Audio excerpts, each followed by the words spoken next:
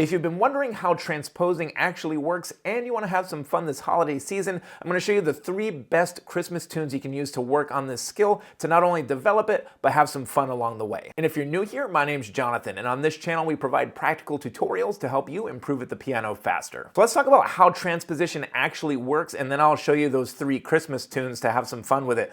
So it starts with whatever key you're in. Let's take C major as our starting place, and we have what's called scale degrees. That's just a fancy term for the number of the note in the scale. So in C major, this would be scale degree 1, 2, 3, 4, 5, 6, 7, and this would not be 8. We would call this 1 again because it's just the same thing as number 1, an octave higher. If we went to a different key like A major, same thing, scale degree 1, 2, 3, 4, 5, 6, 7, and then back to 1. So all transposing is keeping track of those scale degrees in one key and then going to a different key and keeping those same exact scale degrees. So let's dig in with tune number 1, Jingle Bells. We'll do it in C major, and what I love with this one is you really only need the first 5 notes of the scale, and you can figure out any major pentascale from scratch just by going from your starting note and then whole step, half step, whole step. If you want to dig into that concept further, we have a video for you right here on that. But Jingle Bells will just be scale degrees 3, 3, 3, 3, 3, 3,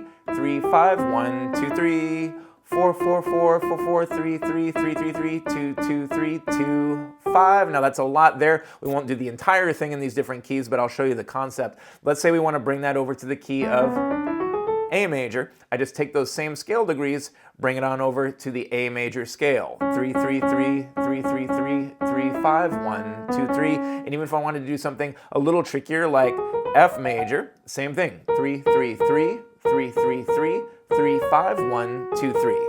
Next one's one of my favorites, Joy to the World, because it starts with the complete major scale going down. So it's 1, 7, 6, 5, 4, 3, 2, 1, 5, 6, 6, 7, 7, 1. This is a brilliant tune if you want to practice playing in all kinds of different major keys. So for this one, maybe we could take it to D major. Same exact concept. 1, 7, 6, 5, 4, 3, 2, 1, 5, 6, 6, 7, 7, 1. Or something like C sharp major. 1, 7, 6, 5, 4, 3, 2, 1, 5, 6, 6, 7, 7, 1.